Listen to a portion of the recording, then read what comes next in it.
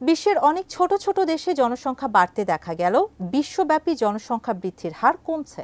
তবে বহির্বিশ্বের সঙ্গে সামঞ্জস্য রেখে কমছে চীনের জনসংখ্যাও।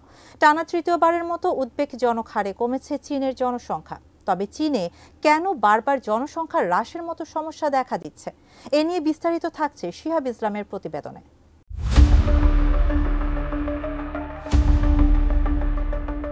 প্রতি বছর বিশ্বের বিভিন্ন দেশে কয়েক কোটি মানুষ জন্ম নিচ্ছে, তবে জন্মহার এবং মৃত্যুহারের ব্যবধান এখন অনেক কমে গেছে। এই অবস্থায় টানা তৃতীয়বারের মতো উদ্বেগজনক হারে কমছে চীনের জনসংখ্যা। 2024 সালের নতুন তথ্য অনুযায়ী গত 12 মাসে চীনের জনসংখ্যা 13,90,000 কমে 140,80,00,000-এ দাঁড়িয়েছে। এটি দেশের জনসংখ্যার জন্য একটি সংকেত হিসেবে দেখা হচ্ছে। বিশেষজ্ঞরা বলছেন, মৃত্যুহারের তুলনায় জন্মহার কমে যাওয়ার ফলে চীনের জনমিতি সংকট আরও তীব্র হচ্ছে। চীনের জাতীয় পরিসংখ্যান ব্যুরো জানিয়েছে, দেশটির জনসংখ্যা 1980 সালের দশক থেকে ধীরে ধীরে হ্রাস পাচ্ছে। তবে 2022 সালে প্রথমবারের মতো মৃত্যুহার জন্মহারকে ছাড়িয়ে যায়, যা খুবই বিরল একটি ঘটনা। এর আগে 1961 সালে গ্রেট লিপ ফরওয়ার্ড দুর্ভিক্ষের সময় এই ধরনের পরিস্থিতি দেখা গিয়েছিল। বেইজিং দীর্ঘদিন ধরে জন্মহার বাড়ানোর জন্য বিভিন্ন পদক্ষেপ গ্রহণ করলেও দেশের জনসংখ্যার এই ধীরগতির পতন থামানো সম্ভব হয়নি। জনসংখ্যা বৃদ্ধিতে সরকার অবিবাহিত নারীদের বিয়ে করতে উৎসাহিত করার জন্য নানান প্রচেষ্টা চালাচ্ছে। তাছাড়া শিশু লালন পালনের খরচ মেটাতেও দম্পতিদের জন্য ভর্তুকি প্রদানের ব্যবস্থা করছে। সঠিক প্যাড আর সঠিক তথ্য দিয়ে এসব সামলে নিব এক হয়ে। Monalisa sanitary napkin. গত বছর কোভিড-19 মহামারীর পরবর্তী সময়ে কিছু অঞ্চলে জন্মহার সামান্য বৃদ্ধি পেলেও 2024 সালের প্রথমার্ধে পরিস্থিতি বিশেষ উন্নতি লাভ করেনি।